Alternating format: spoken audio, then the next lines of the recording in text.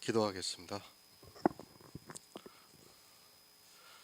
사랑과 은혜가 많으신 아버지 하나님, 주님의 은혜에 감사와 찬양을 드립니다. 아버지, 이 시간에도 우리와 함께하여 주시옵시고 우리가 진리를 알아가는데 부족함이 없도록 도와주시옵소서.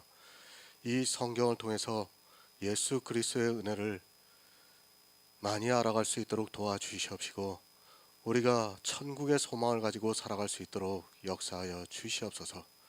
정말 이 자리에 모인 적은 인원이라 할지라도 주님께서 천하보다 더 귀한 영혼으로 생각하고 있는 줄 우리가 믿사옵나이다. 주여 함께하여 주시옵시고 우리가 하늘의 소망을 가지고 살아갈 수 있도록 역사하여 주시옵소서. 모든 말씀 예수 그리스도의 이름으로 기도했습니다. 아멘. 야고보서 5장 9절을 보겠습니다.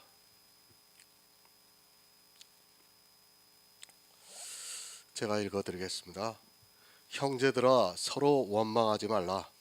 그리하여야 심판을 면하리라. 보라, 심판자가 문 밖에 서 계시니라. 아멘. 마음을 굳게 하시기 바랍니다. 믿음으로 굳게 하시고 또 은혜로서 굳게 하시기 바랍니다. 그런 성도만이 믿음에 굳게 서서 자기 구원을 확신할 수 있습니다. 내가 가지고 있는 가장 귀한 것, 구원의 면류관을 굳게 잡을 수 있습니다. 하지만 교회가 너무 행위로 빠져 있습니다. 그것을 모릅니다. 마음을 어떻게 굳게 해야 하는 줄을 모르고 있습니다. 또한 이렇게 마음을 굳게 하는 것이 얼마나 힘이 드는 일인가를 그것을 행하고 있는 성도만이 알고 있습니다. 모든 행위를 버리고 오직 마음을 굳게 하고 예수 그리스도를 믿어 구원의 면류관을 잡고 있다는 것이 사실은 사람의 이성으로는 불가능한 일입니다. 다 버리시기 바랍니다. 할 수만 있다면 모든 것을 다 버리는 것이 좋습니다. 제가 아무것도 하지 말라고 드리는 말씀이 절대로 아닙니다. 성도는 복음을 위해서 일을 해야 합니다. 내가 직접적으로 일을 하지 못할 때는 복음의 사역을 하고 있는 사람과 협력을 해서 그를 돕는 것 역시 귀한 일입니다. 꼭 자신이 무엇을 하려고 하는 그 마음부터 버리는 것이 좋습니다. 율법입니다. 그것은 사람을 부자로 만들고 있습니다. 내가 하고 있는 모든 행위가 역시 부자로 만들고 있습니다. 물론 우리가 아무것도 안 하고 살 수는 없겠지만 우리는 정말 조심해야 합니다. 야고보서는 율법을 폐하라고 말씀을 하고 있고 5장에서는 부한 자들이라고 말씀을 하고 있습니다. 마음을 굳게 하시기 바랍니다. 이것은 영의 일입니다. 하지만 이 영의 비밀을 모르는 종교인들은 그저 교회 안에서 예수를 믿는다는 그 말을 하고 또 자기들이 예배를 드리고 기도를 하고 찬양을 하고 하는 것으로 믿음이 있다고 생각을 합니다. 그런 행위들이 사실은 자기를 부자로 만들고 있지만 그것을 깨닫지 못하고 있습니다. 마음을 굳게 하는 것을 모르기 때문에 행위로 자기를 굳게 하려고 합니다. 참으시기 바랍니다. 주의 강림하시기까지 길이 참으시기 바랍니다. 그리고 마음으로 굳게 서서 생명의 면류관을 빼앗기지 마시기 바랍니다. 사단은 거대한 정통이라는 교회를 만들어 놓고 그들로 하여금 종교인이 되게 하고 있습니다. 그 안에 들어오는 사람들은 스스로 죽고 있습니다. 길이 참는 것이 아니라 스스로 부자가 되기 위해서 노력을 하고 있습니다. 사실 힘이 듭니다. 이것을 참는다는 것이 얼마나 어려운가를 잘 알고 있습니다. 그래서 이렇게까지 성경이 우리에게 가르쳐주고 있습니다. 길이 참고 견디지 못하면 생명의 면류관을 빼앗기기 때문에 길이 참으라고 말씀을 하고 있습니다. 어느 정도 길이 참아야 하는가 하면 초대교회 성도들은 순교를 당하기까지 길이 참았습니다. 이 시대는 그런 순교는 없습니다. 하지만 사실 초대교회보다 이 시대가 더 길이 참기가 힘이 듭니다. 물질의 풍요와 종교의 자유가 있다 보니까 마음을 굳게 하고 길이 참는다는 것이 더 어려운 세대를 살아가고 있다는 것을 깨달아야 합니다. 종교의 자유가 축복인 것 같이 느껴지겠지만 사실 그 자유가 있기 때문에 사람은 점점 더 부자가 되어가고 있습니다. 사단의 계략입니다. 모든 나라에서 종교의 자유를 주면 어떻게 됩니다? 아마도 서로가 부자가 되기 위해서 경쟁을 할 것입니다. 실제 유럽의 교회가 그랬고 또 미주의 교회가 그랬고 이제 신흥국으로 전파되어 그런 교회들이 또 그렇게 부자가 되고 있습니다. 사단이 얼마나 쉽겠습니까? 정통이라는 교회만 만들어 놓으면 그 거대한 세력 안으로 들어온 사람들은 부자가 되기 위해서 경쟁을 하고 있습니다. 이것이 사람의 이성으로는 너무 옳기 때문에 마음을 굳게 한다는 것이 사실은 불가능합니다. 그러나 성령이 오신 성도들은 진리를 알기 때문에 부자가 되지 않기 위해서 마음으로 굳게 서서 주의 강림을 기다리고 있습니다. 형제들아, 서로 원망하지 말라고 말씀을 하고 있습니다. 원망, 못마땅히 여겨 탓하거나 불평을 품고 미워한다고 사전에서 말하고 있습니다. 못마땅하게 여기지 말라고 말씀을 하고 있습니다. 그리고 불평을 품고 서로 미워하지 말라고 말씀을 하고 있습니다. 교회 안에서 이러한 일들이 있다는 것을 말씀을 하고 있습니다. 실제 이런 말씀들은 실제 이 시대 교회 안에서 그대로 나타나고 있다는 것을 우리가 알아야 합니다. 누가복음 15장 2절을 보겠습니다. 신약성경 121쪽입니다. 누가복음 15장 2절입니다.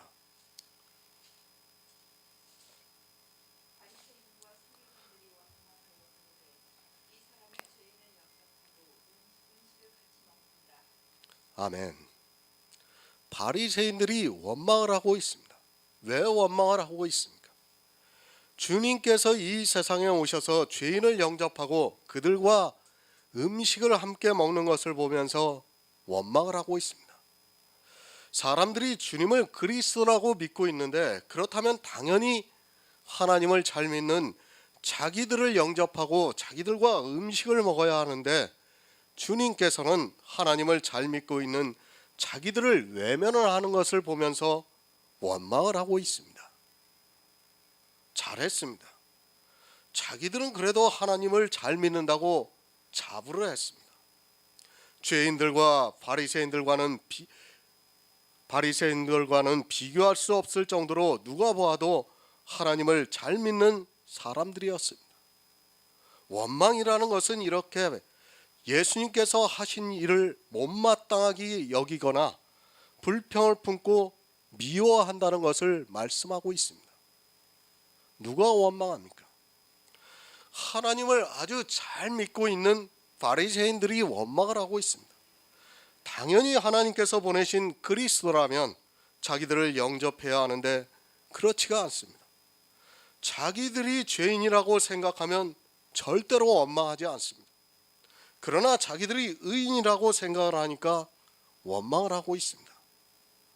성경을 볼 때 늘 국어를 먼저 공부해야 합니다. 물론 히브리어나 헬라어의 원뜻을 알면 더 좋을 수도 있습니다. 그러나 지금 이 시대는 한글을 너무 모르는 것 같습니다. 한글을 모르고 성경을 본다는 것이 얼마나 어리석은 일인가를 깨달아야 합니다. 한글 개혁 성경은 정말 한글만 바로 알아도 하나님의 뜻을 알기에 충분합니다. 하지만 사람들은 어떻습니까? 이렇게 원망이라는 단어가 나와도 그 뜻을 모르고 있습니다. 우리가 이 단어를 생각할 때 어떻게 알고 있습니까? 대부분이 자기 생각대로 되지 않는 것을 원망이라고 알고 있습니다. 그리고 공평하게 하지 않는 것을 보고 원망한다고 생각을 하고 있습니다. 그런 생각이 성경을 보면서 오해하게 만들고 있다는 것을 알고 있어야 합니다. 한글 개혁 성경입니다. 이 성경을 보고 우리가 구원을 받지 못한다면 우리나라에 있는 모든 사람은 이미 하나님으로부터 버림을 받았다고 생각을 하면 됩니다. 하지만 하나님께서 우리에게 이 성경을 주셨을 때는 이 성경만 보아도 구원을 받는 데 있어 전혀 문제가 되지 않는다는 것을 알고 있어야 합니다. 다만 사람들이 자기들 마음대로 한글을 생각하기 때문에 문제입니다. 저는 이런 단어 하나를 볼 때요, 솔직히 말씀드려서 성경을 해석하면서 이런 단어 하나가 나오면 사전을 꼭 찾아봐요. 제가 알고 있더라도 혹시 모르는가 하고 다시 찾아봅니다. 정말 그런 습관을 가져야 돼요. 성경을 볼 때 이런 원망이라든지 그런 단어가 나왔을 때 우리는 그냥 좀 이렇게 모자란 사람이 잘 나가는 사람한테 원망을 한다, 뭐 그런 정도로만 알고 있습니다. 그런데 사전적인 뜻을 정확히 알고 성경을 보면 그만큼 쉽게 성경을 이해할 수가 있습니다. 네, 문제는 지금 이 시대 교회 목사들이 국어를 몰라요. 국어를. 정말 신학교에서 국어 공부를 시켜야 돼요. 헬라어, 히브리어 공부가 아니라 국어 공부를 시켜야 되는데 지금 거꾸로 가고 있습니다. 정말 안타깝습니다. 자기가 무슨 말을 하는 줄을 모르고 있어요. 그리고 문법이나 이런 것을 모르다 보니까 이것을 어떻게 해석해야 하는 줄을 모르고 있습니다. 정말 이것은 심각한 문제입니다. 그러니까 국어를 알고 그런 문법이나 그런 국어에 대한 것을 정확히 알면 성경을 보는 데 있어 그만큼 쉽습니다. 근데 사람들이 나는 국어를 다 알고 있다고 생각해요. 근데 실제 그렇지가 않아요. 국어를 모르는 사람들이 너무 많습니다. 너무 많아요. 부족한 사람이 원망을 합니다. 그리고 남들이 받았는데 자기는 못 받은 사람이 원망을 합니다. 그런데 사전을 보니까 그 뜻이 아닙니다. 잘하고 있고 모든 것을 가지고 있는 사람도 원망을 하고 있습니다. 특히 이스라엘은 자기들이 잘하고 있었는데 원망을 하고 있습니다. 정말 원망하지 마시기 바랍니다. 왜 원망을 하는가를 생각해 보시기 바랍니다. 나는 정말 교회 안에서 모든 것을 다 잘했는데 예수 그리스도의 은혜로 내가 구원을 받았다고 해보시기 바랍니다. 그것이 얼마나 못마땅하게 생각이 되겠습니까? 나는 평생을 교회 안에서 모든 것을 다 했습니다. 그런데 저 사람은 아무것도 안 했는데 내가 한 그것이 아무 소용이 없고 예수를 믿어서 구원을 받는다고 하면 지금 이 시대도 역시 바리새인들과 같이 원망을 하게 되어 있습니다. 부자가 원망을 합니다. 예수 그리스도의 은혜를 바로 알면 부자는 당연히 원망을 하게 되어 있습니다.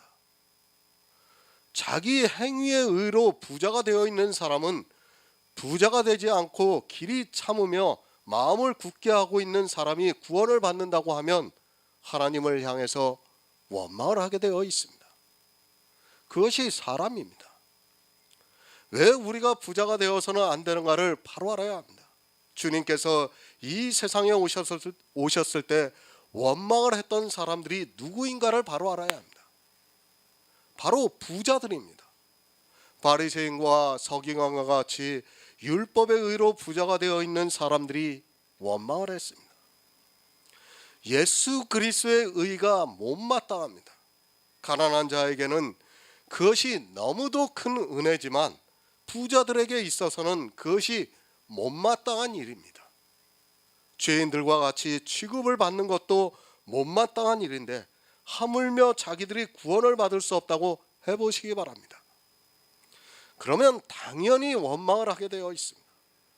지금은 예수 그리스도께서 하늘에 계시지만 역시 마찬가지라는 것을 알아야 합니다. 마태복음 9장 13절을 보겠습니다. 신약성경 13쪽입니다. 마태복음 9장 13절입니다.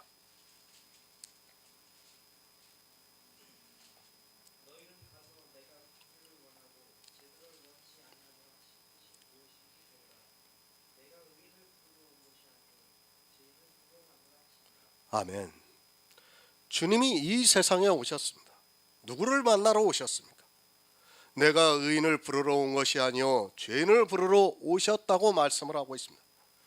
교회 안에는 의인이 많습니까? 죄인이 많습니까? 이 세상 사람들과 비교를 하면 교회 안에 있는 사람들은 다 의인이라는 것을 알아야 합니다. 말로는 죄인이라고 합니다. 말로는 죄인이라고 하는데 율법을 지키는 순간 이 세상 사람들에 비해서 교회 안에 있는 사람은 다 의인이 되는 것입니다. 그들이 무엇을 하고 있습니까? 모두가 제사에 빠져 있습니다. 지금 교회 안에서 하고 있는 모든 행위가 다 제사라는 것을 알아야 하는데 제사가 무엇인지조차 모르고 있습니다. 만약 제가 그들에게 이 말씀을 가지고 이야기를 해보시기 바랍니다. 아마 저를 원망할 것입니다. 아주 못마땅하게 여기고 불평을 품으면서 저를 미워할 것이 너무도 분명합니다.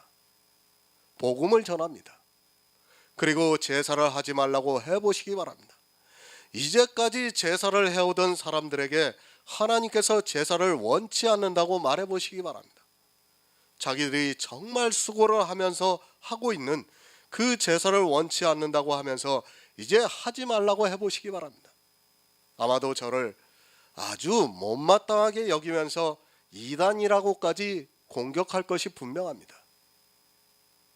이 시대는 바리새인이 되어 있습니다. 너무 깊이 빠져 있습니다. 자기들이 하고 있는 모든 일이 다 제사라는 것을 생각하지 못하고 있습니다. 하나님께 예배를 드리고 하나님을 찬송을 하는 노래를 부르고 또 간절한 마음으로 기도를 하고 있고 복음을 전하기 위해서 헌금을 하는 그 모든 일이 제사라고 하면 아마도 저를 아주 못마땅하게 생각할 것입니다.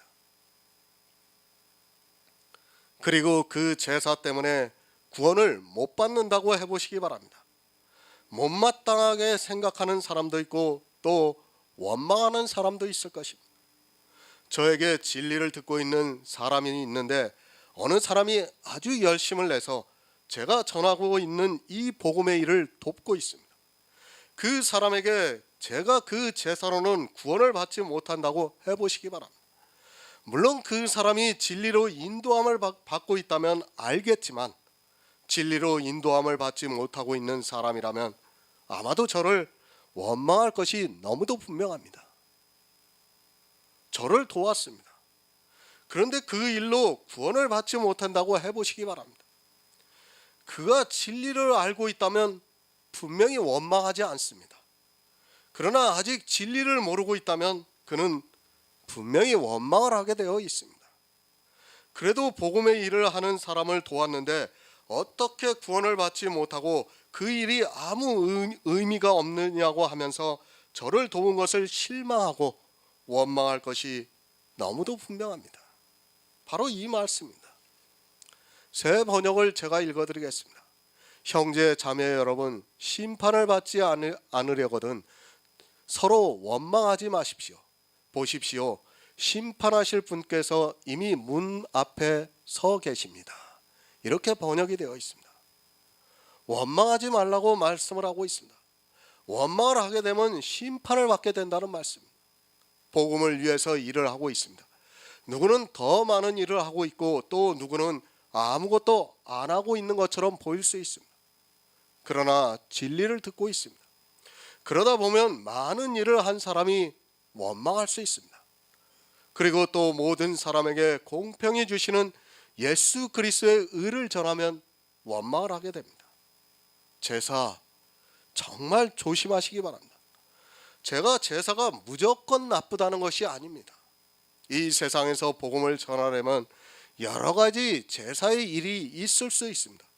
예배도 해야 하고 기도도 해야 하고 또 헌금도 해야 하고 또 이웃사랑도 해야 하고 하는 이런 모든 것이 다 제사입니다.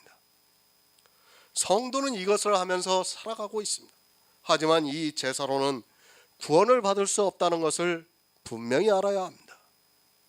이 제사가 의인을 만들고 있습니다. 그렇다고 해서 제사를 전혀 하지 말라는 것이 아닙니다. 진리로 인도함을 받고 있는 성도라면 당연히 알고 있습니다. 하지만 예수 그리스도의 십자가를 모르면 원망을 하게 되어 있다는 말씀입니다. 이렇게 원망을 하면 심판을 받을 수 있다는 말씀입니다. 얼마나 불행합니까? 교회 안에서 누구보다도 더 열심을 내서 일을 했습니다. 그런데 그 제사가 아무 의미가 없다는 말씀을 듣게 되면 원망을 하게 됩니다. 차라리 원망을 할 것 같으면 아무것도 안 하는 것이 좋습니다. 늘 말씀드리지만 너무 많은 것을 하려고 하다가 그것이 진리를 거스르게 되어 있고 오히려 악인의 길로 가게 된다는 것을 깨달아야 합니다. 제사를 했습니까? 그렇다면 그것을 기억하지 마시기 바랍니다. 정말 복음이 있는 성도라면 그렇게 할 것이라고 믿고 있습니다. 그것을 기억하고자 한다면 차라리 하지 마시기 바랍니다.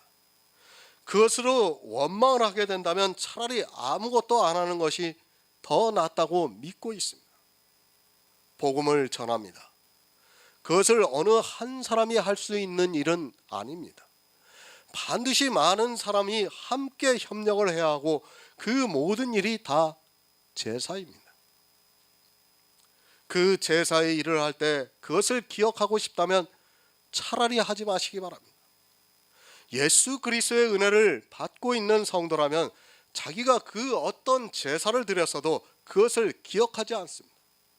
하지만 은혜를 모르면 기억하게 되고 있고 그것이 심판을 받게 된다는 것을 야고보가 말씀을 하고 있습니다. 진리가 전해집니다. 그러면 반드시 제사를 한 사람은 원망을 하게 되어 있습니다. 그것을 누가복음에서 말씀을 하고 있습니다. 모든 제사를 잘 드리는 바리새인들이 예수님께서 죄인을 영접하고 그들과 식사를 하시니까 사람의 이성을 가지고 있는 그들은 당연히 원망을 하고 있습니다. 마찬가지입니다. 이 시대 역시 그렇게 원망을 하고 있습니다. 누가 원망을 하는가 하면 교회 안에서 제사를 많이 드리고 있는 사람이 원망을 하게 되어 있습니다. 그래서 주님께서 내가 긍휼을 원하고 제사를 원치 않는다는 하나님의 뜻이 무엇인가를 먼저 알라고 말씀을 하고 있습니다. 제사를 전혀 하지 말라는 뜻이 아니라 먼저 긍휼을 알고 제사를 하라는 말씀입니다. 긍휼을 압니다. 그러면 제사를 드려도 그것으로 의인이 되지 않습니다. 그 어떤 제사를 드렸다 해도 자기가 죄인이라는 것을 알고 있습니다. 그런 성도만이 구원을 받을 수 있다는 것을 가르쳐주고 있는 말씀입니다. 하지만 교회가 종교가 되면서 급속히 타락을 하고 있고 그 안에서 서로 제사를 더 많이 드리려고 노력을 하고 있습니다. 그들에게 진리를 전해보시기 바랍니다. 아주 못마땅하게 여기고 또 자기보다 더 강한 상대면 아마도 원망을 하게 될 것입니다. 누가 원망을 하는가 하면 제사를 더 많이 드리고 있는 사람이 원망을 하고 있습니다. 교회 안에서 그것으로 의를 쌓고 있는 사람들이 원망을 한다는 것을 잊지 마시기 바랍니다. 그렇게 서로 원망을 하면 심판을 받게 된다는 말씀입니다. 정말 조심하시기 바랍니다. 야고보서는 계속해서 행위에 대해서 말씀을 하고 있습니다. 하지만 이 야고보서를 보고 오히려 더욱 행위에 빠져 들어가고 있습니다. 아무것도 하지 말라는 것이 아니라 성도는 복음을 위해서 일을 해야 합니다. 그러나 그것으로 부자가 되어서는 안 되고 또 서로 원망을 하는 그런 열심이 있어서도 안 된다는 것을 말씀을 하고 있습니다. 원망하지 마시기 바랍니다. 그리하여야 심판을 면한다고 말씀을 하고 있습니다. 그러니까 원망을 하는 자는 반드시 심판을 받는다는 것을 말씀을 하고 있습니다. 성경에서 누가 원망을 했는가를 알면 됩니다. 그냥 단어만 보지 마시고 예수님께서 오셨을 때 누가 원망을 했는가를 알면 성경에서 말씀하는 뜻을 쉽게 이해할 수 있다고 생각합니다. 마태복음 20장 10에서 12절을 보겠습니다. 신약성경 33쪽입니다. 마태복음 20장 10에서 12절입니다. 먼저 온 자들이 와서 더 받을 줄 알았더니 저희도 한 데나리온씩 받은지라. 받은 후 집주인을 원망하여 가로되 나중 온 이 사람들은 한 시간만 일하였거든 저희를 종일 수고와 더위를 견딘 우리와 같게 하였나이다. 아멘. 데나리온입니다. 이 설교는 이미 아카데미 강의를 통해서 말씀을 드렸습니다. 이 데나리온은 약속이라고 말씀을 드렸습니다. 예수님께서 포도원의 일꾼의 비유를 말씀하시면서 한 데나리온을 약속했습니다. 이 데나리온이라는 것은 이미 약속이라는 것을 말씀을 드렸기 때문에 아카데미 강의를 보시면 이해가 쉽게 되리라고 생각을 합니다. 누가 원망을 합니까? 제일 처음에 온 이 사람이 원망을 하고 있습니다. 이 사람은 이스라엘을 비유로 가르쳐주고 있는 말씀입니다. 하나님께서는 먼저 이스라엘을 택하셔서 그들을 포도원의 일꾼으로 삼았습니다. 그러나 그들은 한 데나리온의 약속을 모르고 있었습니다. 이른 아침에 왔습니다. 그리고 3시에 온 사람이 있습니다. 또 6시와 9시, 11시에도 포도원의 일꾼으로 들여보냈습니다. 처음 이스라엘에게는 한 데나리온을 약속하고 다른 사람들에게는 내가 상당하게 주리라고 말씀을 하고 있습니다. 그리고 일 끝이 나고 난 후에 나중에 온 자부터 해서 한 데나리온씩을 주고 있습니다. 그리고 맨 마지막으로 가장 먼저 온 이스라엘의 일꾼에게도 역시 한 데나리온을 주셨습니다. 그것은 약속입니다. 그러나 어떻게 하고 있습니까? 이스라엘은 원망을 하고 있습니다. 이 약속이 무엇인가를 모르고 원망을 하고 있습니다. 하나님께서는 모든 사람에게 한 데나리온을 주셨습니다. 그것은 천국에 대한 약속입니다. 그러나 이스라엘은 자기들이 아침 일찍 와서 일을 했다고 해서 더 받으려고 주인을 원망하고 있습니다. 참 무서운 말씀입니다. 누가 원망을 하는가 하면 주님께서 성경을 통해서 비유로 분명히 가르쳐주고 있습니다. 자기가 교회 안에서 일을 많이 했다고 생각하는 그 사람이 원망을 하고 있습니다. 다른 사람들과 똑같이 한 데나리온을 받는 것을 보고 자기들이 더 받을 것이라고 생각을 하고 있습니다. 이 데나리온은 천국에 대한 약속입니다. 그보다 무엇을 더 줄 수 있습니까? 그러나 교회 안에 어떤 사상이 있습니까? 자기가 교회 안에서 더 열심히 많은 일을 하면 천국에서 더 큰 상을 받을 수 있다고 생각하고 있습니다. 그러나 주님께서는 모든 사람에게 천국을 동일하게 주시고 있습니다.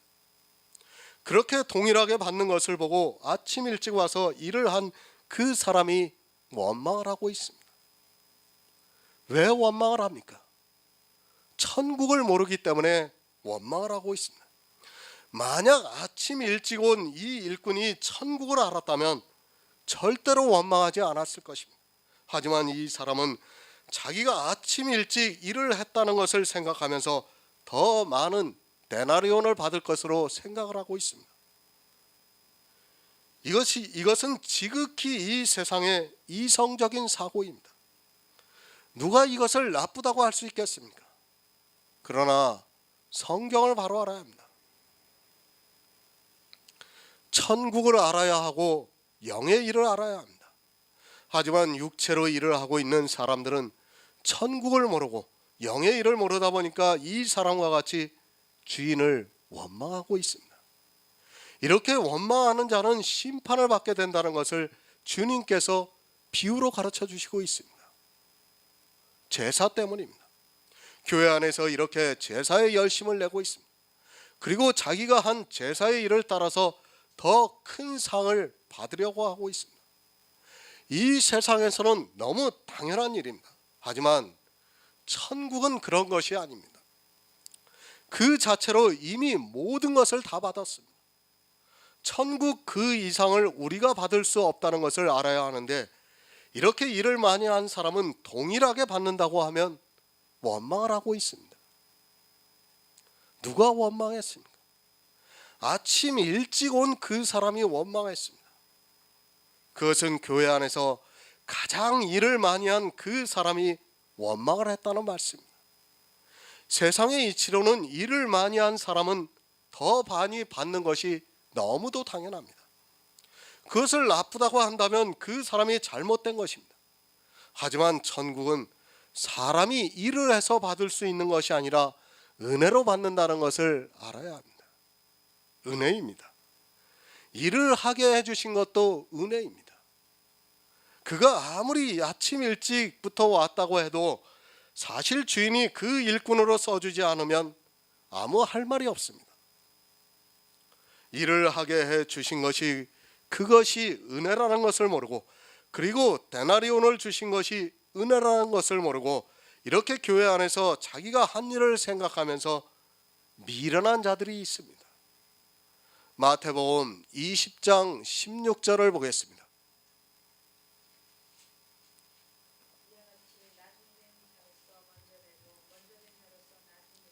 아멘. 조심하시기 바랍니다. 원망하면 어떻게 됩니까? 심판을 받게 된다는 것을 말씀하고 있습니다. 이와 같이 나중된 자로서 먼저 되고 먼저 된 자로서 나중된다고 말씀을 하고 있습니다. 천국을 모르고 이렇게 자기가 교회 안에서 제사를 드린 것을 생각하고 있는 사람은 반드시 원망을 하게 되어 있고, 그 사람은 심판을 받는다는 것을 말씀하고 있습니다. 다시 말씀드립니다. 절대로 교회 안에서 행위에 열심을 내지 마시기 바랍니다. 종교가 되어 있는 교회는 행위에 열심을 내게 만들고 있습니다. 그것이 어떠한 결과로 나타난다는 것을 바로 알고 있어야 합니다. 천국은 예수 그리스도의 은혜로 모두가 한 데나리온을 받는 것인데, 자기가 일을 많이 한 사람은 더 많은 것을 받으려고 하면서 원망을 하게 되고, 그 사람은 반드시 심판을 받게 된다는 것을 말씀하고 있습니다.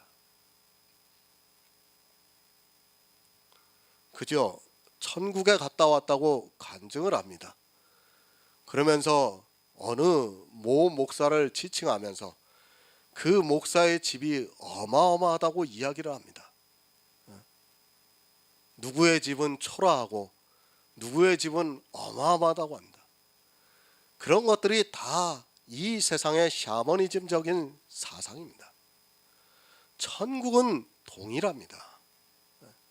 누가 더 이 세상과 같이 누가 더 많이 가지고 적게 가지고 한다면 그것은 천국이 아닙니다. 그렇지 않습니까? 거기서도 비교를 당하고 거기서도 내가 약한 자가 된다면 뭐할로 천국 갑니까? 그렇지 않습니까? 천국 갈 필요가 없습니다. 그것도 영원히 사는 거예요. 한번 천국에 정해지면 누구는 어마어마한 데서 살고 누구는 초라한 곳에서 산다면 그 영원히 사는 거는 이 세상보다 더 고통입니다, 사실. 그런 천국을 왜 갑니까?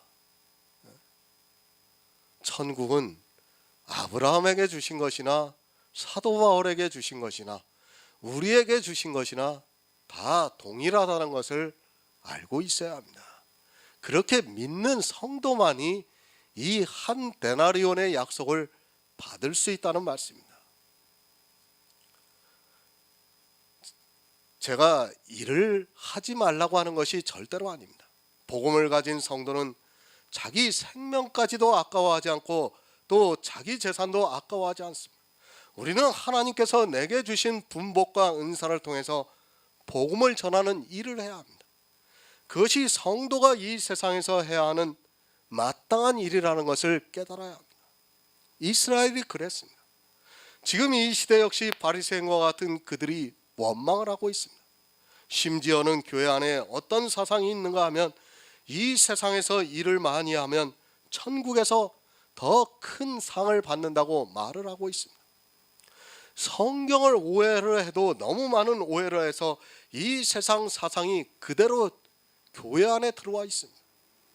불교의 사상입니다. 이슬람의 사상입니다. 그리고 천주교의 사상입니다. 천주교에서는 불교나 똑같아요. 거기는 연옥이 있어가지고 그 기일이 되면 제사를 드려줘야 돼요. 후손들이 제사를 드려줘야지 그 연옥에서 이제 천국으로 간다고 그렇게 믿고 있습니다. 천주교는. 그러니까 불교하고 사상이 거의 비슷하다고 보면 돼요. 말로만 뭐 하나님 찾고 예수 그리스도 찾고 있지만 사실은 이 세상 사상이 그대로 들어와 있는 겁니다. 그러니까 다 잘못된 생각을 가지고 천국을 상상하고 있는 겁니다. 사람의 이성으로요. 이 세상에서 의롭고 선하게 살면 좋은 곳으로 간다고 말을 하고 있습니다. 왜 그렇게 사람들이 종교에 빠져서 헤어나오지 못하는가 하면 바로 이 사상 때문입니다. 내가 일을 많이 하면 더 많은 상을 받을 것이라고 생각을 하기 때문입니다. 하지만 하나님은 다릅니다. 다른 것이 아니라 하나님께서는 이미 천국이라는 어마어마한 선물을 은혜로 주셨습니다. 그것을 약속해 주셨습니다. 하지만 사람들의 욕심이 그 천국에서도 더 많은 것을 차지하려고 하고 있습니다. 마치 천국을 이 세상과 같이 생각을 하면서 이 세상에서 열심히 일하는 사람이 더 많은 것을 얻는 것 같이 천국도 그럴 것이라고 생각을 하고 있습니다. 먼저 오면 뭐합니까? 일을 열심히 하면 뭐합니까? 자기가 받은 약속의 데나리온을 모르고 있다면 그는 이미 나중된 자입니다. 이 데나리온을 모르게 되면 교회 안에서 원망을 하게 되어 있습니다. 자기가 일을 해서 마치 그 데나리온을 받는 것으로 생각하고 있습니다. 그것이 아닙니다. 하나님께서는 이 세상 모든 사람에게 데나리온을 주셨습니다. 일을 많이 하고 적게 하고는 사람의 생각입니다. 데나리온을 미리 주시기로 약속을 하고 그리고 일꾼들에게 일을 해달라고 부탁을 하시고 있습니다. 하지만 아침 일찍부터 일을 한 그 일꾼은 자기가 받은 한 데나리온을 보고 원망을 하고 있습니다. 일이 무엇입니까? 물론 우리가 육체적으로 행하는 일도 일입니다. 그러나 아버지의 보내신 자를 믿는 것이 하나님의 일이라고 말씀을 하고 있습니다. 그러니까 내가 믿기 위해서 많은 일을 했습니다. 그렇게 많은 일을 한 사람들이 종교로 빠져 들어가고 있다는 말씀입니다. 그런 사람들이 천국에서 더 큰 상을 받을 것이라고 생각을 하고 있고 그 자체가 만약 주님이 지금 당장 눈앞에 계신다면 그 사람은 원망을 하지 않고 있을지라도 주님이 지금 앞에 계시다면 원망을 하게 된다는 말씀입니다. 그렇게 원망을 하는 사람들은 심판을 받게 된다는 것을 야고보가 가르쳐주고 있는 말씀입니다. 그가 왜 원망을 합니까? 행위를 보았기 때문입니다. 자기가 더 많은 일을 했다고 생각하기 때문에 원망을 하고 있습니다. 야고보가 그것을 말씀하고 있습니다. 서로 원망하지 말라고 말씀을 하고 있습니다. 원망을 하는 자는 아침 일찍 온 일꾼과 같이 결국에는 나중 온 자가 되어 심판을 받게 된다는 것을 우리에게 가르쳐주는 정말 귀한 말씀입니다. 왜 원망을 합니까? 내가 하고 있는 제사 때문입니다. 그것은 은혜로 하는 것이고 주님께서 주신 데나리온이 얼마나 귀한 것인가를 알아야 하는데 자기가 일한 그것으로 데나리온을 받는다고 생각하기 때문에 원망을 하고 있습니다. 이것이 이 세상의 사상입니다. 그런 사상에 빠지지 마시기 바랍니다. 가장 불행한 사람이 누군가 하면 바로 이 사람입니다. 차라리 교회에 나오지 말지 일을 하지 말지 평생을 열심히 다해서 일을 했는데 그것이 원망이 되면 결국 심판을 받게 된다는 말씀입니다. 주님이 오셔서 죄인을 영접하고 그들과 식사를 하는 것을 보고 바리새인과 서기관들이 원망을 했습니다. 역시 이 시대도 그런 사람들이 원망을 하게 되어 있습니다. 원망 안 합니까? 그런 말 하지 마시기 바랍니다. 내가 안 한다고 하면 되는 것이 아닙니다. 성경에서 원망을 한다고 하면 하는 것입니다. 주님께서 원망을 한다고 하셨는데 나는 원망을 하지 않는다고 하지 마시기 바랍니다. 그 자체가 자기 마음을 스스로 속이고 있는 일입니다. 아니, 자기 스스로 속고 있으면서도 깨닫지 못하고 있는 사람입니다. 내 생각을 버리시기 바랍니다. 성경이 그렇다고 하면 그런 것입니다. 나는 정말 은혜로 하고 있다고 하지 마시기 바랍니다. 이른 아침에 온 이 사람이 누군가 하면 바로 이스라엘의 바리새인입니다. 그들이 하나님의 은혜를 이야기 안 했습니까? 그들도 자기들이 하나님으로부터 은혜를 받았다고 말한 사람들입니다. 율법을 지키면서 아주 열심을 다해 하나님을 진심으로 믿었던 사람들입니다. 베드로전서 4장 9에서 10절을 보겠습니다. 신약성경 381쪽입니다. 베드로전서 4장 9에서 10절입니다.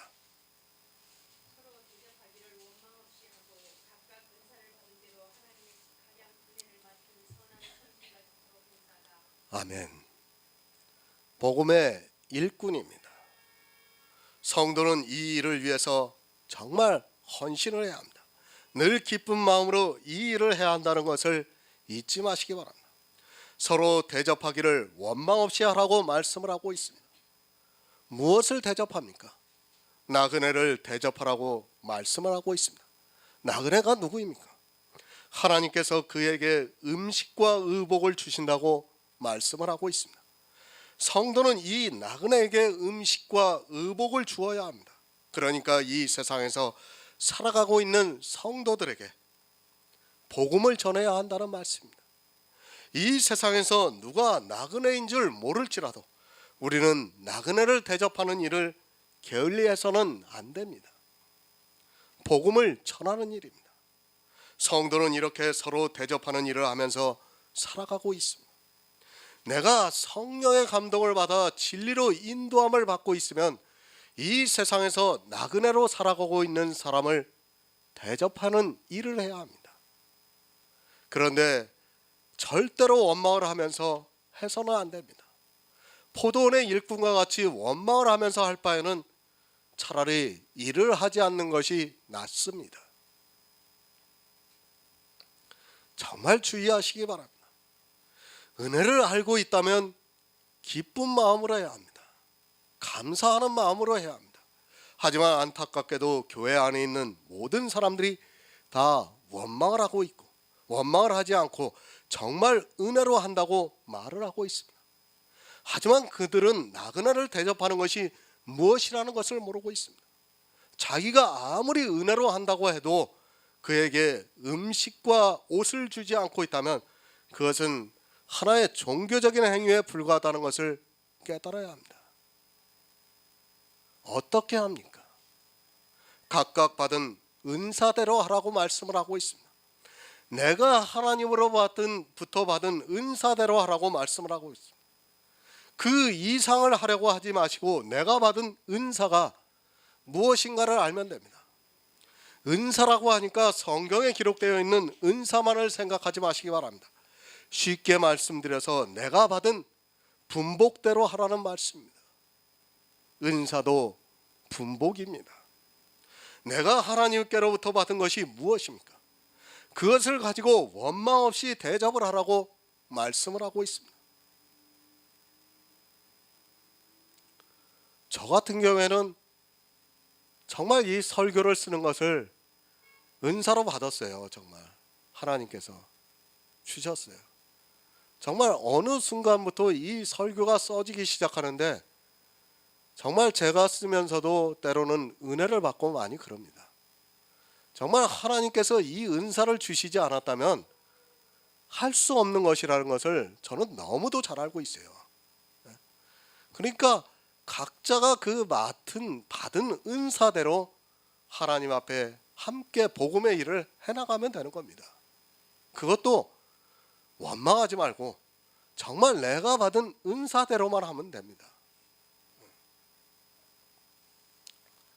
자기가 받은 은사를 가지고 하나님을 위해서 일을 하고 있습니다. 원망 없이 하시기 바랍니다. 원망할 것 같으면 차라리 하지 않는 것이 그에게 더 유익합니다. 교회 안에 있다고 다 구원을 받는 것이 아닙니다. 또 내가 진심으로 하나님을 위해서 일한다고 말하지 마시기 바랍니다. 그것처럼 어리석은 말이 없다는 것을 깨달아야 합니다. 내 진심이 아니라 성경이 어떻게 말씀하고 있는가를 알고 있어야 합니다. 사람들은 자기가 진심이라고 하면 모든 것이 다 되는 걸로 알고 있습니다. 안 됩니다. 어느 사람은 진심으로 안 믿고 있습니까? 다 진심입니다. 그러나 그러한 진심은 아무 소용이 없습니다. 하나님께서 나에게 믿음을 주시고 내 안에서 역사를 하셔야지 그러한 진심은 결국 사람의 이성과 감성이라는 것을 깨달아야 합니다. 아무 의미가 없습니다. 선한 청지기입니다. 그는 원망 없이 나그네를 대접합니다. 또 그는 자기가 받은 은사대로 일을 하고 있습니다. 이 모두가 예수 그리스도의 은혜가 넘치고 있기 때문에 그렇게 할 수 있습니다. 하지만 이스라엘도 그랬고 이방의 교회도 역시 행위에 빠져버렸고 자기가 받은 은사 이상을 하려고 하다가 결국에는 나중된 자가 되고 있다는 말씀입니다. 그 이상을 생각하지 마시기 바랍니다. 하나님을 이상한 하나님으로 만들지 마시기 바랍니다. 왜 사람들로부터 하나님이 욕을 먹고 있습니까? 그것은 예수를 믿는다고 하는 사람들이 그 이상을 생각하기 때문입니다. 각각 자기가 받은 은사대로만 하면 되는데 그것을 넘어서려고 하다 보니까 문제가 되고 그것이 이 세상 사람들에게 가식으로 보여지고 있습니다. 사람입니다. 하나님께서 나에게 주신 은사 이상을 할 수 없습니다. 그래서 예수 그리스도께서 이 세상에 오신 것 아닙니까? 하나님께서 우리에게 그 이상의 능력을 주셨다면 예수 그리스도께서는 이 세상에 굳이 오시지 않아도 됩니다. 그렇지 않습니까? 우리가 다 할 수 있는데 뭐할로 예수님께서 오십니까? 우리 인생은 분명한 한계를 가지고 있고 그 이상을 하지 못하기 때문에 주님이 오셔서 우리가 해야 할 일을 대신하셨습니다. 그것이 십자가입니다. 그런데도 사람들은 이 십자가를 믿지를 못하고 있습니다. 아니 성경을 모르다 보니까 자의적으로 해석을 해서 스스로 원망하는 길로 빨리 달려가고 있습니다. 늘 말씀드리지만 내가 잘못해서 천국에 못 들어가는 것이 아니라 그 이상을 하려고 하다가 그것이 악이 되어서 버림을 받게 된다는 것을 깨닫기 바랍니다. 심판을 받습니다. 그 이상을 하려고 하다가 사람들이 심판대에 서게 됩니다. 누가 심판을 받는가 하면 교회 안에 있는 사람들이 심판을 받는다는 것을 말씀하면서 심판하실 분이 문 밖에 서 계신다고 말씀을 하고 있습니다. 서로 원망하면서 복음의 일을 하면 반드시 심판을 받게 되고 그 심판자가 문 앞에 서 계신다고 말씀을 하고 있습니다. 요한복음 3장 18절을 보겠습니다. 신약성경 146쪽입니다. 요한복음 3장 18절입니다.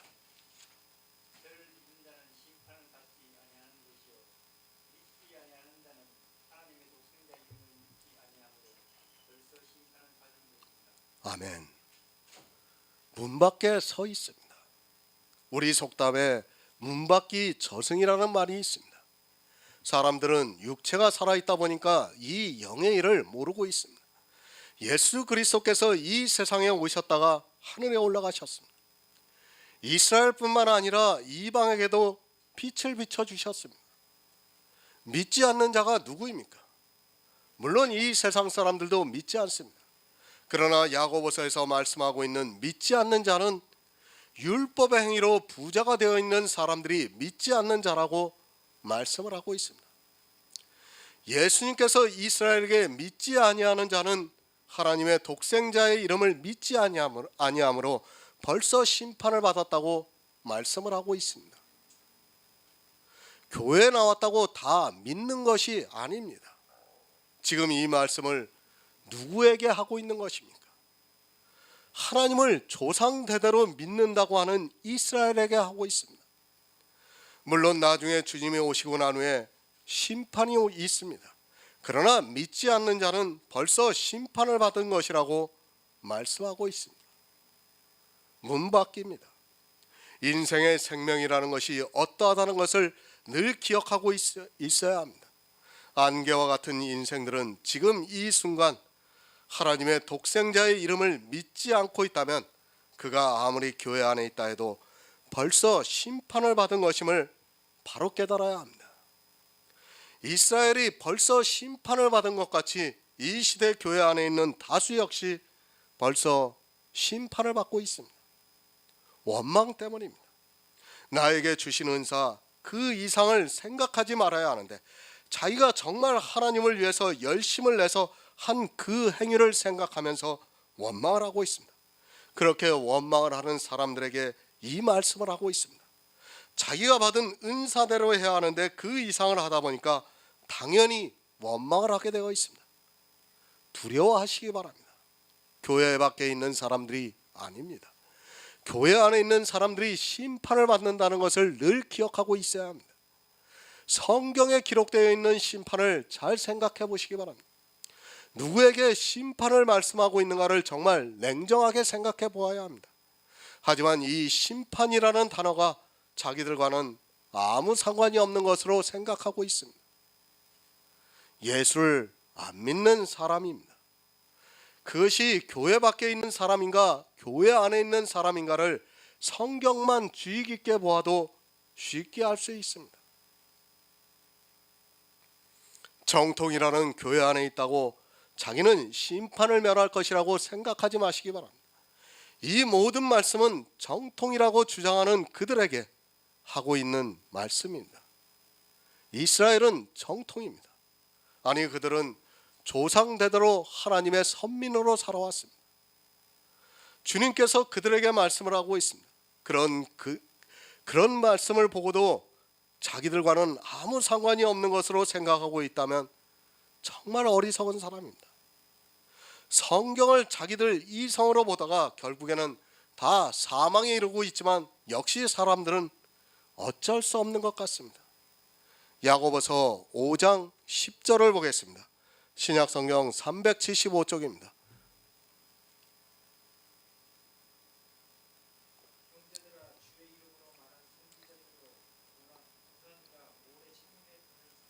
아멘. 새 번역을 보겠습니다. 형제 자매 여러분, 주님의 이름으로 예언한 예언자들을 고난과 인내의 본보기로 삼으십시오. 형제들아, 주의 이름으로 말한 선지자들로 고난과 오래 참음의 본을 삼으라고 말씀을 하고 있습니다. 이제까지 모든 선지자들이 고난과 오래 참음을 본을 보여주었다고 말씀을 하고 있습니다. 성경에 기록되어 있는 거의 모든 선지자들은 이 세상에서 고난을 당했습니다. 고난이라고 하니까 이 세상에서 가난하게 사는 것을 그리고 힘들게 사는 것으로 생각해서는 안 됩니다. 주의 선지자들입니다. 그들이 누구로부터 고난을 당했는가를 생각해 보시기 바랍니다. 우리가 신약 성경에서 가장 먼저 고난을 당한 사람이 누구인가를 알고 있습니다. 바로 스데반 집사입니다. 물론 그 고난이 바로 순교로 이어졌습니다. 누가 그렇게 고난을 주었는가 하면 바로 이스라엘이라는 정통입니다. 예수의 이름으로 예언을 했습니다. 오순절이 와서 성령이 임하고 나니까 제자들이 가장 먼저 한 것이 바로 주의 이름을 전했습니다. 그 이름을 전할 때 이스라엘은 귀를 막고 심지어는 돌로 쳐 죽였습니다. 고난을 누가 주었는가 하면 하나님을 믿는다고 하는 그 백성이 선지자들에게 고난을 주었습니다. 지금도 마찬가지로 예수를 믿는다고 하는 그들이 고난을 주고 있습니다. 들으라 부한 자들아, 5장 시작을 이렇게 하고 있습니다. 그리고 그 제물이 무엇인가를 가르쳐 주시고 있습니다. 또한 성도들이 부자가 되지 않기 위해서 길이 참고 믿음으로 마음을 굳게 하라고 말씀을 하고 있습니다. 이렇게 오직 믿음으로 마음을 굳게 하면 반드시 고난을 받게 되어 있습니다. 부자가 있습니다. 그리고 가난한 자가 있습니다. 교회 안에 율법을 잘 지키는 사람이 있고 율법을 지키지 않으려고 패한 성도가 있습니다. 이 세상의 상식으로는 누가 옳은가 하면 부자가 옳습니다. 율법을 폐기한 성도는 이 부자들로부터 고난을 받게 됩니다. 성경에 기록되어 있는 모든 선지자들이 누구로부터 고난을 당했는가를 바로 알아야 합니다. 그런데 깨닫지를 못하고 있습니다. 이스라엘 안에 있는 부자들로부터 고난을 받았습니다. 성경을 문자적으로 보면 분명히 율법을 지키는 것이 맞습니다. 그러나 성령의 감동을 받아 그 뜻을 아는 성도는 반드시 율법을 폐했습니다.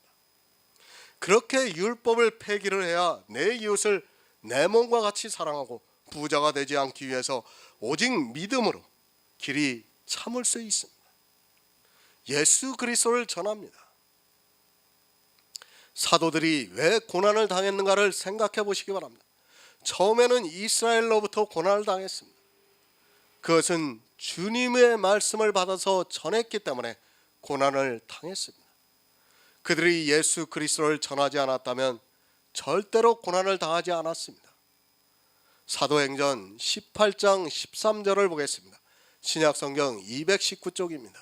사도행전 18장 13절입니다.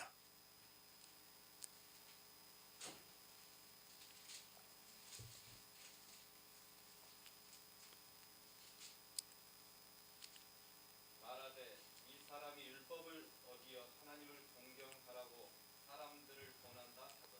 아멘. 사도 바울이 고소를 당합니다. 이스라엘이 왜 사도 바울을 고소했습니까? 그 이유가 바로 율법을 어기고 하나님을 공경하라고 한다는 것입니다. 그러니까 율법을 폐기를 하고 하나님을 믿으라고 하니까 그것으로 이스라엘이 분이 나서 사도 바울을 고소했습니다.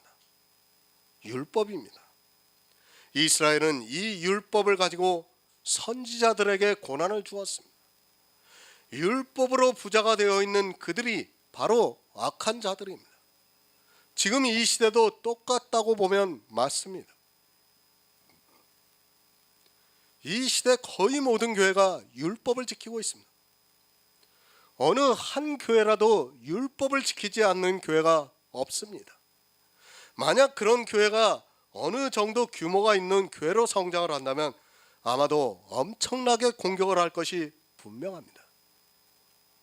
율법을 안 지키는 교회가 있습니까? 자기들은 율법을 폐기했다고 하는 사람들을 가끔 만나봅니다. 그러나 그들은 율법을 폐기하는 것이 무엇인지도 모르고 그저 말로만 율법을 폐기했다고 말하고 있습니다. 우리나라 교회는 정통이나 이단이나 할 것 없이 거의 모든 교회가 율법을 지키고 있습니다. 고난을 안 줍니다. 서로 이단이라고 공격을 해도 말로만 하고 있지 실제 고난을 주지 않고 있습니다.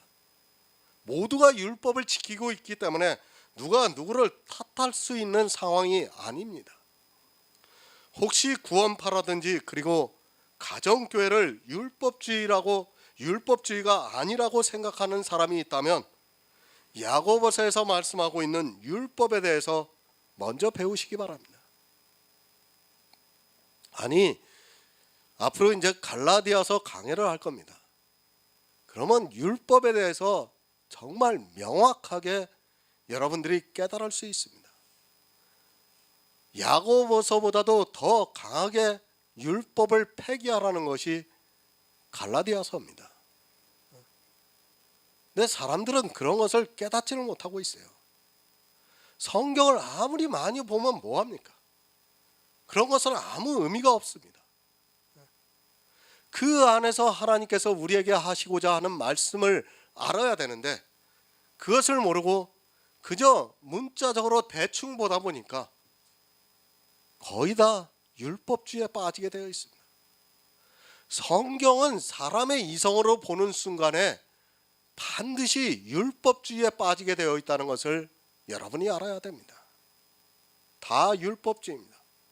어느 율법을 지키느냐 안 지키느냐 하는 문제가 아니라 한 가지라도 율법의 행위를 하고 있다면 율법주의라는 것을 바로 아시기 바랍니다. 우리나라 교회에서 11조를 하지 말라고 해보시기 바랍니다. 아마도 거의 모든 사람이 사단에게 미혹이 되었다고 하면서 교회를 무너뜨리려고 한다고 하면서 고난을 줄 것이 너무도 분명합니다. 율법을 어기어 하나님을 공경하라고 한다고 하면서 고난을 줍니다. 이스라엘과 같이 모든 율법을 다 지켜서가 아니라 단 하나의 율법을 지켜도 그렇게 된다는 것을 알아야 합니다. 아마도 우리나라 거의 모든 교회가 11조의 문제에서 자유롭지 못합니다. 설령 그것에 자유롭다 해도 주일이라는 날에 자유롭지 못하고 또 그것에 자유롭다 해도 성탄절이나 추수감사절에 자유하지 못하고 설령 그것까지 자유한다 해도 성만찬에 대해서 자유하지 못합니다. 구원파도 11조 하죠.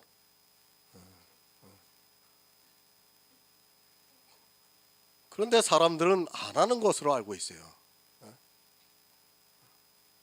율법주의예요. 구원파도 영지주의가 아닙니다.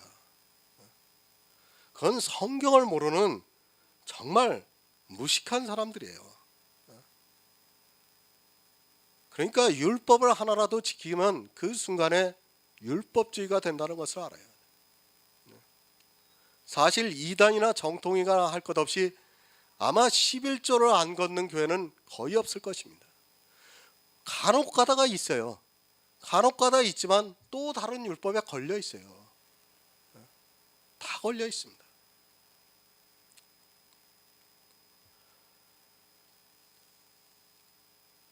자기들이 그러한 율법을 지키는 데 있어서 그것을 반대해 보시기 바랍니다. 그것은 자기들의 정통성 자체가 부인이 되고 자기들의 행위가 판단을 받는 것이기 때문에 고난을 주게 되어 있습니다. 선지자들이 이 율법으로 인하여 고난을 받았다는 것을 바로 아시기 바랍니다. 말로만 오직 예수가 아닙니다. 오직 예수라고 할 때는 반드시 율법을 버려야 합니다. 거듭 말씀을 드리지만 생명을 얻는 두 남편입니다. 그리고 두 가지의 의입니다. 그런데 이 하나를 버리지 않고 오직 예수라고 하는 것은 스스로 속고 있는 것이며 오직 예수라는 의미를 모르고 그저 성경에 기록되어 있는 문자를 보고 오직 나의 의인은 믿음으로 살리라는 말을 하고 있습니다. 오직 나의 의인은 믿음으로 살리라는 이 말을 100번 하면 뭐합니까? 11조를 내고 있다면 그건 아무 의미가 없는 거예요. 성경에서 이런 문자를 보고 내가 아무리 오직 예수라고 말을 해도 소용이 없다는 것을 알아야 합니다. 오직 예수입니다. 그것 외에는 다 버릴 수 있어야 오직 예수라고 말하는 것입니다. 하지만 이 시대는 너무 율법주의에 깊이 빠져 있습니다. 말로만 오직 예수라고 하면서 이스라엘과 같이 율법을 폐기하라고 하면 고난을 주고 있습니다. 민주주의 사회고 종교의 자유가 있어서 고난을 주지 않고 있지, 만약에 이슬람과 같이 종교의 자유가 없는 곳이라면 불을 보듯 빤합니다. 로마서 8장 18절을 보겠습니다. 신약성경 250쪽입니다. 로마서 8장 18절입니다.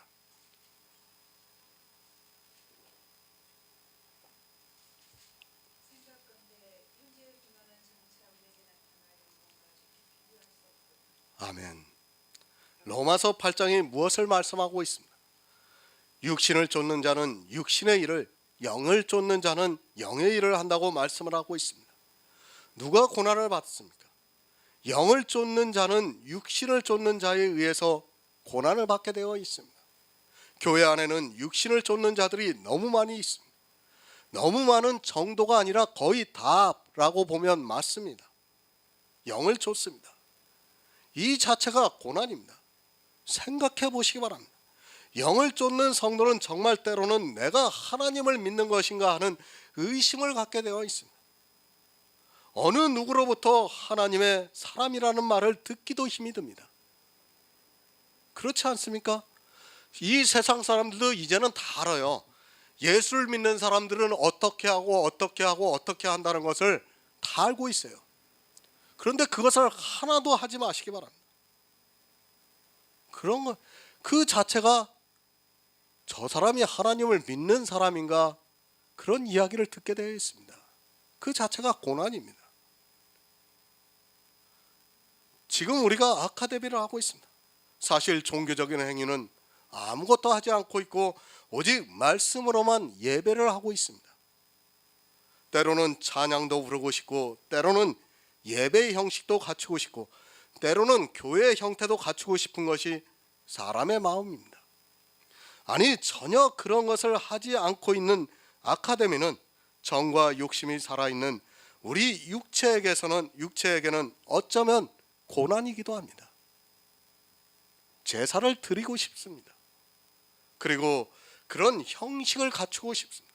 하지만 그 모든 것을 다 버리고 말씀으로만 예배를 하고 있다는 것 자체가 고난입니다. 이 아카데미에 많지는 않지만 그래도 사람들이 왔다 갔습니다. 하지만 이 고난을 참지 못하고 거의 모든 사람들이 다시 율법주의로 빠지고 있습니다. 정말 안타깝습니다. 본인은 모를 수 있습니다. 자기는 율법주의가 아니라고 말할 수 있습니다. 하지만 지금 우리나라에 보이는 거의 모든 교회는 율법주의입니다. 과연 그 중에 몇 교회나 율법주의에서 온전히 벗어나 있다고 말할 수 있겠습니까? 아직까지는 제가 그런 교회를 못 봤습니다. 현재의 고난입니다. 사실 영을 쫓아 행한다는 것이 고난입니다. 육신대로 살지 않는 것 자체가 고난입니다. 누가 우리의 예배를 인정하겠습니까? 저는 그런 것까지는 바라지도 않고 있습니다. 고난을 주지 않는 것만으로도 감사하게 생각을 하고 있습니다. 영을 쫓아 살아가고 있다는 그 자체가 고난입니다. 사람은 늘 하나님을 위해서 자기가 무엇을 하고 싶어하는 마음이 강하기 때문에 그것을 하지 않고 사는 것 자체가 고난입니다. 그 고난을 참고 견디시기 바랍니다. 모든 선지자들이 이 고난을 참고 견뎠습니다. 우리가 산상수훈을 잘 알고 있습니다. 거기서 말씀하고 있는 거짓 선지자들을 보시기 바랍니다. 내가 주의 이름으로도 병자도 고치고 주의 이름으로 능력도 행하고 주님 앞에서 먹고 마시지 않았냐고 묻고 있습니다. 뭐라는 겁니까? 예수 그리스도의 살을 먹고 자기도 예수 그리스도의 피를 마셨다는 거예요.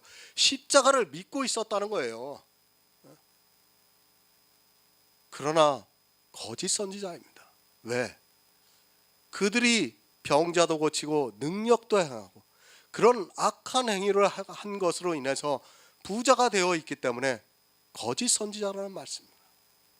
성도는 육을 쫓지 않습니다. 이 세상은 모두가 육을 쫓아 행하고 있습니다. 그것은 이 세상 국가도 그렇고 사회도 그렇고 모든 종교가 다 그렇습니다. 보이지가 않으면 믿지를 않는 것이 세상이에요. 그렇지 않습니까? 그런데 그것을 쫓지 않고 영을 쫓아 행한다는 것이 얼마나 큰 고난이라는 것을 알아야 합니다. 영을 쫓아 행하는 사람이 그래도 어느 정도가 되면 서로 의지가 될 수 있는데 잠언에서 광야에서 혼자 사는 것 같다고 말씀을 하고 있습니다. 그래도 세 분이 오셔가지고 얼마나 이 자리가 꽉 차는지 모르겠습니다. 정말 정말 광야 같습니다. 광야. 나 혼자입니다. 모두가 왼쪽으로 가고 있습니다. 그런데 나 혼자만 오른쪽으로 간다고 해보시기 바랍니다. 그 자체가 고난입니다. 모두가 율법을 지키는 것이 옳다고 하는데 나 혼자 율법을 폐기하라고 해보시기 바랍니다. 누가 내 말을 들어주겠으며 누가 나와 교제를 하겠습니까? 사도 바울과 같이 이스라엘에 의해서 육체적으로 고소를 당해 고난을 안 당하면 그나마 다행이라고 생각을 합니다. 선지자입니다. 모두가 같은 말을 할 때 선지자 혼자서 다른 말을 했습니다. 그 대표적인 사람이 예레미야입니다. 모두가 하나님께서 도와주셔서 바벨론과의 전쟁에서 이길 수 있다고 했는데 예레미야 혼자서 항복을 하라고 말하고 있습니다. 누가 애국자고 누가 반역자입니까? 이것이 바로 영의 일을 쫓는 성도가 당하는 고난이라는 것을 기억하시기 바랍니다. 그런 고난이 옵니다. 그것을 본을 삼으라고 말씀을 하고 있습니다. 우리가 선지자들을 보아서 잘 알겠지만 어느 선지자가 백성들로부터 환대를 받았습니까? 물론 가끔 가다가 그런 선지자가 있었을지는 몰라도 이사야부터 해서 말라기까지의 선지자들을 보면 모두가 다 고난을 받았다는 것을 알 수 있습니다.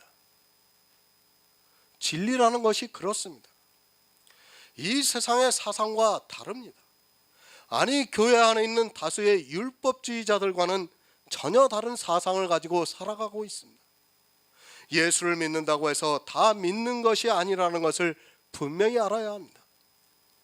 하나님을 믿는다고 하는 그들이 선지자들에게 고난을 주었고 이스라엘이 사도들에게 고난을 주었다는 것을 성경을 보면 쉽게 알 수 있는 일입니다. 육의 사람입니다.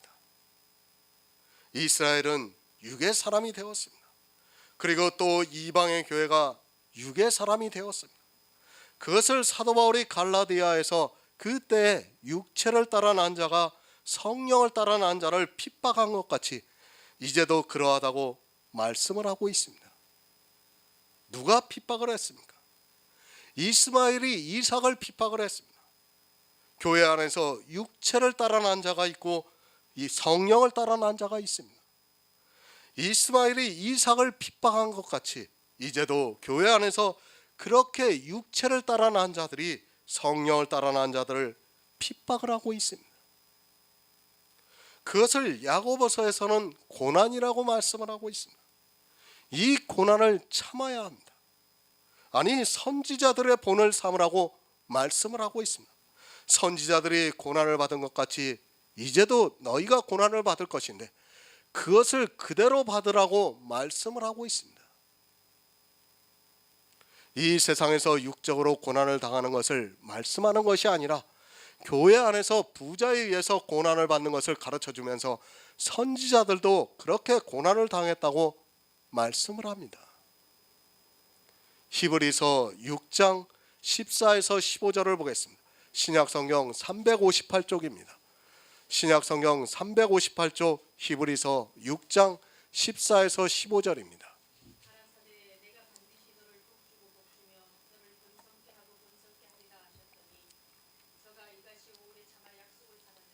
아멘. 오래 참으시기 바랍니다. 언제까지 오래 참아야 하는가 하면 주의 약속이 이루시기까지 오래 참아야 합니다.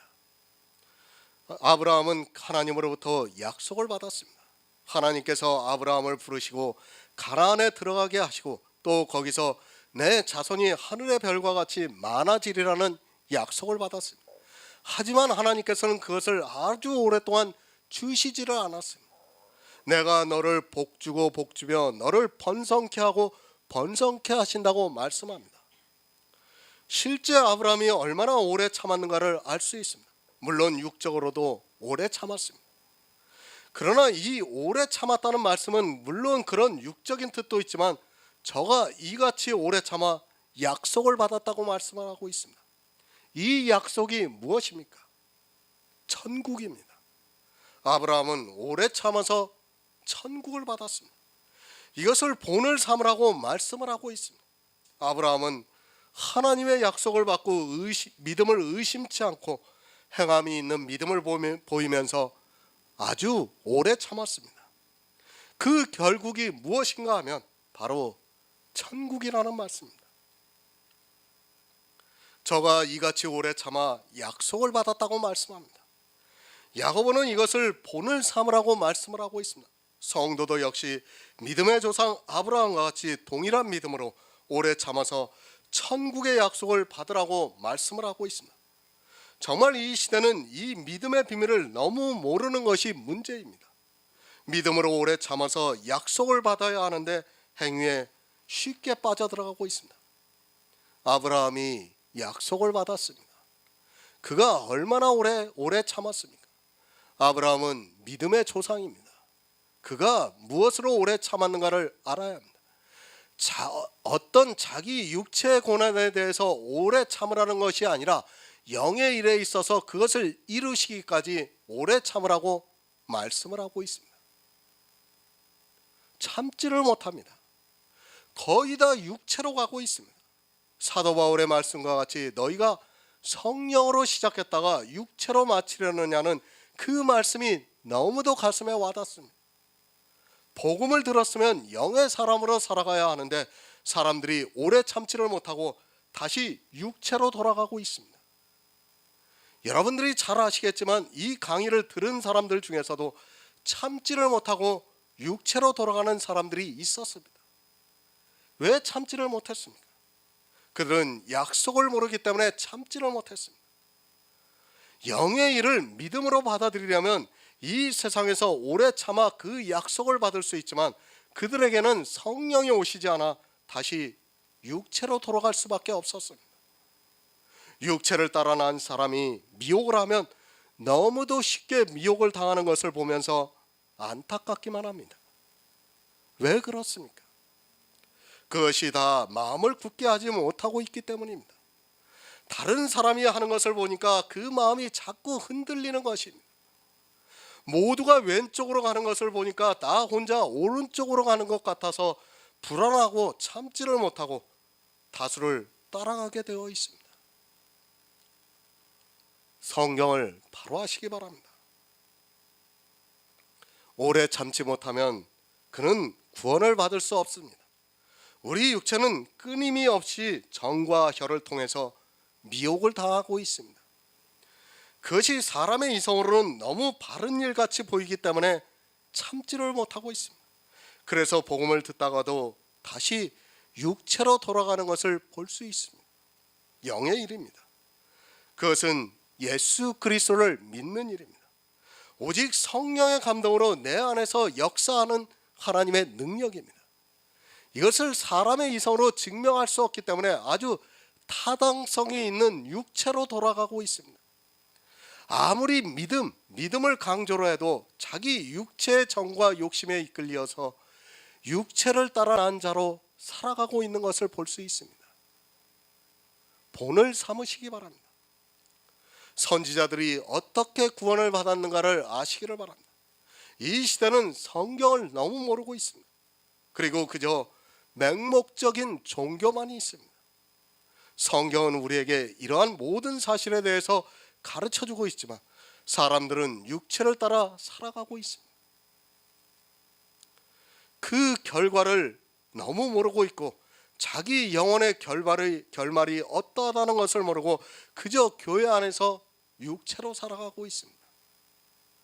야고보서 5장 11절을 보겠습니다. 신약성경 375쪽입니다.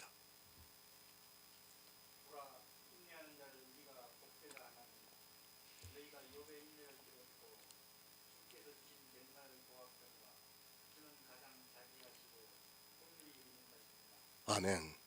새 번역을 보겠습니다. 보십시오. 참고 견딘 사람은 복되다고 우리는 생각합니다. 여러분은 욥이 어떻게 참고 견디었는지를 들었고 또 주님께서 나중에 그에게 어떻게 하셨는지를 알고 있습니다. 주님은 가여하시는 마음이 넘치고 불쌍히 여기시는 마음이 크십니다. 보라, 인내하는 자를 우리가 복되다고 말씀합니다. 누가 그렇게 했습니까? 성경에서 인내하는 자를 복되다고 말씀하고 있습니다. 그냥 무조건 참고 견디는 것이 인내가 아닙니다. 그것은 사전적인 뜻입니다. 물론 그것이 전혀 아니라고는 할 수 없겠지만 그래도 성경에서 인내를 무엇이라고 말씀하고 있는가를 바로 깨달아야 합니다. 요한계시록 14장 12절을 보겠습니다. 신약성경 413쪽입니다. 요한계시록 14장 12절입니다.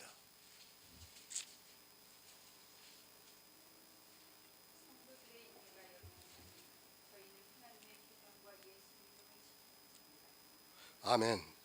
성도들의 인내가 무엇인가를 가르쳐주고 있습니다. 그냥 이 세상에서 아무 것이나 참고 견디는 것이 인내가 아니라 성도의 인내가 이것이라고 말씀을 하고 있습니다. 늘 성경을 볼 때 그 의미를 알고 봐야지 그렇지 않으면 버림을 받게 됩니다. 하나님께서 우리에게 가르쳐 주시고자 하는 뜻이 다 성경에 있지만 사람들은 성경을 너무 쉽게 보고 있습니다. 뭐를 인내하라고 합니까? 육체의 고난을 당하면 다 하나님의 뜻이라고 하면서 인내를 하라고 하고 있습니다. 그것은 인내하는 게 아닙니다. 그것은 하나님이 주신 분복대로 우리가 살아가고 받아들이는 거예요. 그거는 인내가 아니에요. 그거는 받아들여야 하는 것이지 인내하라고 해서는 안 되는 것입니다. 저희는 하나님의 계명과 예수의 믿음을 지키는 자라고 말씀을 하고 있습니다. 하나님의 계명과 예수 믿음을 지키는 자입니다. 하나님의 계명이 무엇입니까? 그것도 모르는 사람들이 너무 많이 있습니다. 성경에 기록되어 있는 율법을 보고 하나님의 계명이라고 생각하지 마시기 바랍니다. 그것이 얼마나 어리석은 생각인가를 알아야 합니다. 그의 계명입니다. 그것은 예수 그리스도를 믿는 것입니다. 그리고 서로 사랑하는 것입니다.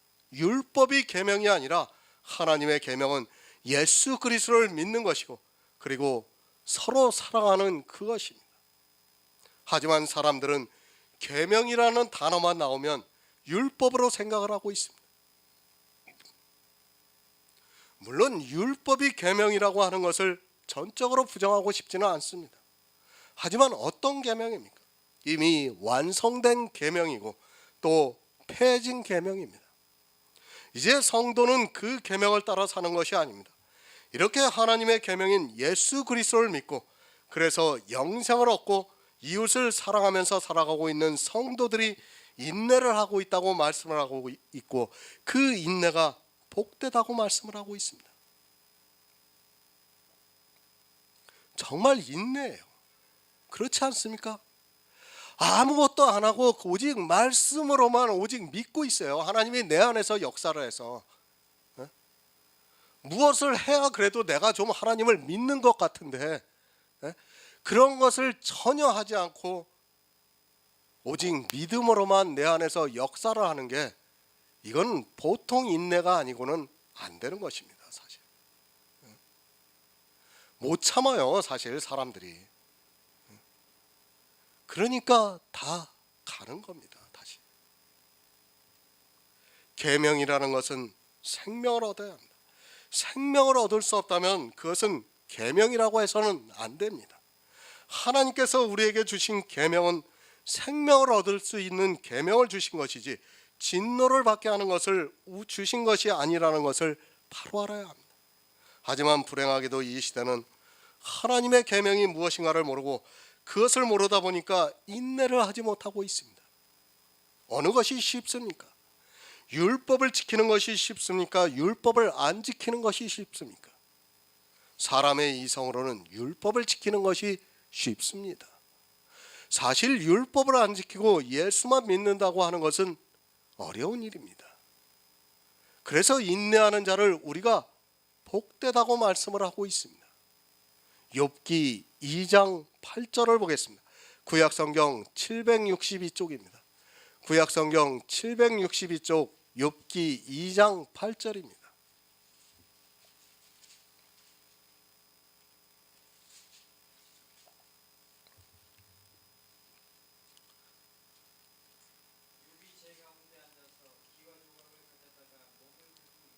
아멘.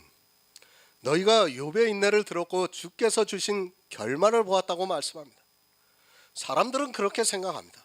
하나님께서 사단에게 허락을 하셔서 사단이 욥의 아들과 딸들을 죽게 하고 또 그의 모든 재산을 잃게 하고 나중에는 그의 몸까지 쳐서 기와 조각을 가져다가 자기 몸을 긁는 그런 고통 중에서도 욥이 인내를 했다고 말을 하고 있습니다.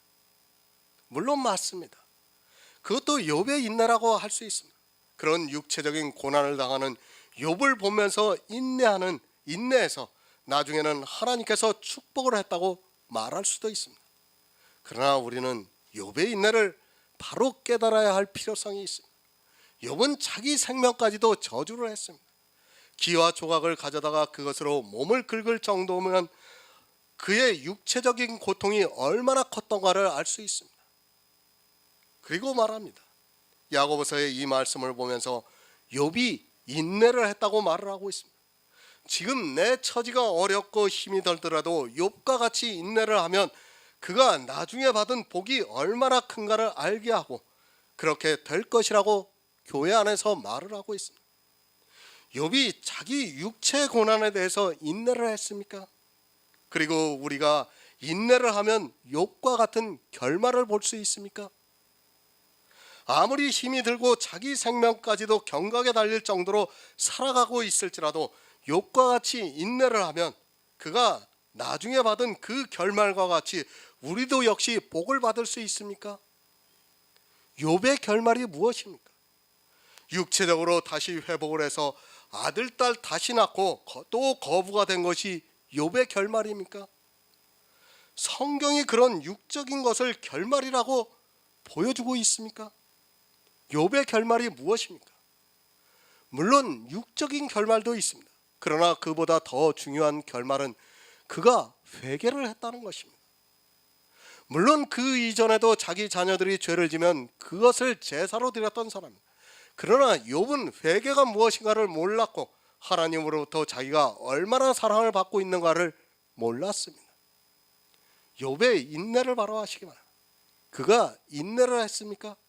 하나님께서 그가 인내하게 해주셨습니까? 욥은 사실 악한 자였습니다. 다시 말씀을 드려서 철저한 율법주의자였으며 하나님의 사랑을 모르고 있었던 사람입니다. 그에게 고난을 주시고 또 그의 모든 것을 빼앗아가게 하신 것은 하나님의 사랑입니다. 만약에 그런 과정이 없었다면 욥은 그저 이 세상에서 가장 율법을 잘 지키는 사람으로 살다가 죽은 사람으로 기억이 될 것입니다. 욥의 모든 것을 빼앗아간 것은 욥의 의를 빼앗아간 것입니다. 그것을 알아야 됩니다. 욥기를 왜 기록했습니까? 욥기를 통해서 하나님께서 우리에게 가르쳐 주시는 것이 바로 사랑입니다. 욥은 하나님의 사랑을 몰랐습니다. 율법적으로 볼 때는 이 세상에서 가장 의롭고 순전하게 산 사람이었습니다. 그의 고백을 우리가 성경을 통해서 알고 있지만 그는 처녀에게도 눈을 돌리지 않았고 과부의 눈으로 실망케 하지 않았고 고아의 아버지가 되었다고 말을 하고 있습니다. 욥은 대단한 사람입니다. 그렇게 한 그것이 고난을 당하는 거예요. 지금 욥이.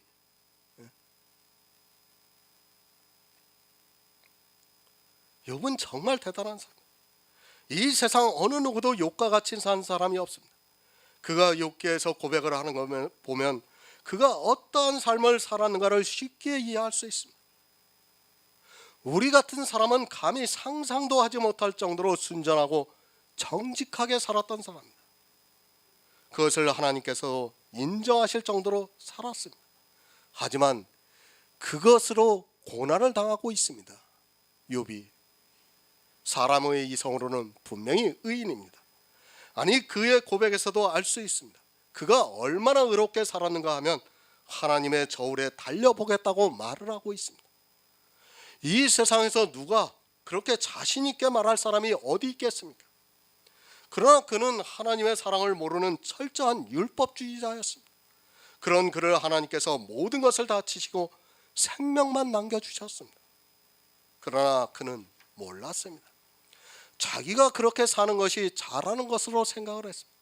아니 자기가 그렇게 의롭게 살아간 이유가 하나님을 너무 두려워서 그렇게 했다고 고백을 하고 있습니다.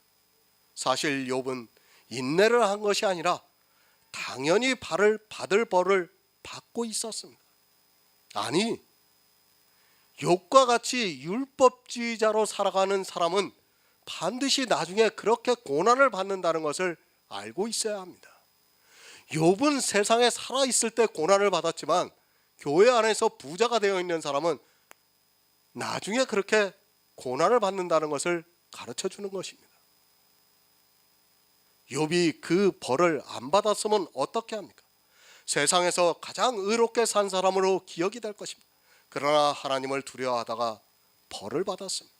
하나님께서 그런 고난을 주시지 않았다면 이 세상 최고의 의인으로 살다가 지옥으로 갈 사람이었습니다. 그러나 하나님께서 욥을 사랑하셔서 그가 가진 모든 것을 다 치시고 그가 회개할 수 있게 해주셨습니다. 욥은 정말 하나님의 사랑을 받은 사람이에요. 욥의 인내입니다. 그것을 누가 그렇게 하셨습니까? 하나님께서 욥을 고난에 빠뜨리셨습니다. 아니 하나님께서 그렇게 하신 것이 아니라 욥 스스로가 그런 고난을 자초했습니다. 그런 고난 중에 있으면서도 끝까지 자기의 의로움을 주장하면서 하나님이 계시면 물어보겠다고 말을 하고 있습니다. 왜 그렇습니까? 자기는 잘했다는 것입니다. 그러나 우리 인생이 그 잘한 것으로는 구원을 받을 수 없다는 것을 욥은 깨닫지를 못했습니다. 이 욥기도 아카데미 강의를 통해서 이미 말씀을 드렸습니다. 사실 욥이 인내를 했다기보다는 하나님께서 욥을 사랑하셨다는 것이 더 맞는 말씀입니다. 어찌되었든 욥은 분명히 고난을 당했고 인내를 했다고 야고보서에서 가르쳐주고 있습니다. 무슨 말씀입니까? 욥은 하나님을 믿었다는 말씀. 그러나 그 믿음이라는 것을 모르고 자기의 의를 쌓는 일을 했습니다. 나름대로는 하나님을 정말 순전할 정도로 믿었지만 믿음을 모르고 산 사람이었습니다. 그가 몰라서 그랬지 실상은 하나님을 그보다 더 잘 믿는 사람은 없었습니다. 사람이 생각하는 믿음으로는 욥보다 더 잘 믿는 사람이 없었습니다. 그것을 말씀하고 있습니다.